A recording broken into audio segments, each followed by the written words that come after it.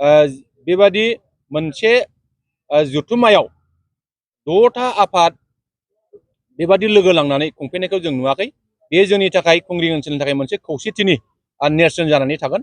आरो बे जथुम्मानि गेजेरजों निसय जोङो फैबाय थानाय समाव बे ओनसोलनि जौगानाय, बे ओनसोलनि राव, थुनलाइ, हारिमु गासै बिथिंनि जौगानाय बिनि फारसे जोङो निसय आफादफ्रा गोथौयै सावरायलायगोन आरो थांखि लागोन।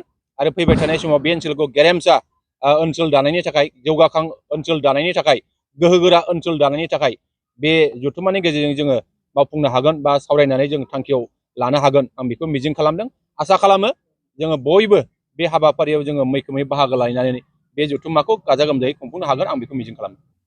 खुलुमनाय जासिबाय। दिनैहाय जोंहा दीपावली, थामहिनबा जोंहा कालि फुजा। बिनिनो आङो साफ्रोमबो जोंनि सुबुं माहारिनिसिम आंनि अननाय, मोजां मोननाय आं गिबियाव जासिबाय। दिनैहाय जोंहा खोब मोजां दिन होननानै बुंनांगोन।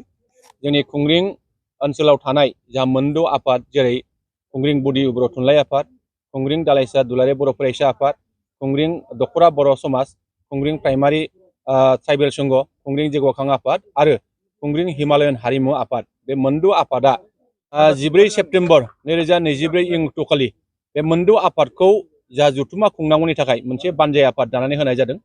बे बानजाय आफादा दिनैहाय फैयै फैयै जोंहा बे मोनद' आफादनि जे खुंनांगौ जे जथुम्मा, बे जथुम्मानि जोंहा जा मोनसे मावख' बेखेवनाय हाबाफारि, बेखौ जोङो एसे सिगाङाव जों फोजोबबाय। आरो बे मावख' बेखेवनाय हाबाफारियावनो जा मोनद' आफादनि आफादगिरि नेहाथारि बिथांमोननि मावथि बिथांमोन, जोंनि ओनसोलाव थानाय गुबुन गुबुन आफादनि दैदेनगिरिफोर, जोंनि ओनसोलाव थानाय गुबुन गुबुन जा सानसुमै बिथांमोनहा बे हाबाफारियाव मैखोमै बाहागो लादों। आं आसा खालामदों जे बे जोंनि फैबाय थानाय जे जथुम्मा, फैगौ डिसेम्बर दाननि 1 आरो 2 अक्ट'आव जानो गोनां जे हाबाफारि, बे हाबाफारिखौ जोङो निस्सय गाजा गोमजायै जों खुंफुंनो हागोन, बेखौ मिजिं खालामदों। आरो बेयो जोंनि खुंग्रिं ओनसोलनि थाखाय मोनसे जारिमिनारि जागोन, बेखौ जोङो मिजिं खालामो। मानोना जों गुबुन गुबुन जायगायाव दिनैहाय नुनो मोनदों बेबादि मोनसे जथुम्मायाव 6टा आफाद बेबादि लोगो लांनानै खुंफैनायखौ जों नुवाखै। बे जोंनि थाखाय खुंग्रिं ओनसोलनि थाखाय मोनसे खौसेथिनि नेरसोन जानानै थागोन। आरो बे जथुम्मानि गेजेरजों निसय जोङो फैबाय थानाय समाव बे ओनसोलनि जौगानाय, बे ओनसोलनि राव, थुनलाइ, हारिमु गासै बिथिंनि जौगानाय बिनि फारसे जोङो निसय आफादफ्रा गोथौयै सावरायलायगोन आरो थांखि लागोन। आरो फैबाय थानाय समाव बे ओनसोलखौ गेरेमसा ओनसोल दानायनि थाखाय, जौगाखां ओनसोल दानायनि थाखाय, गोहोगोरा ओनसोल दानायनि थाखाय बे जथुम्मानि गेजेरजों जोङो मावफुंनो हागोन बा सावरायनानै जों थांखियाव लानो हागोन, आं बेखौ मिजिं खालामदों।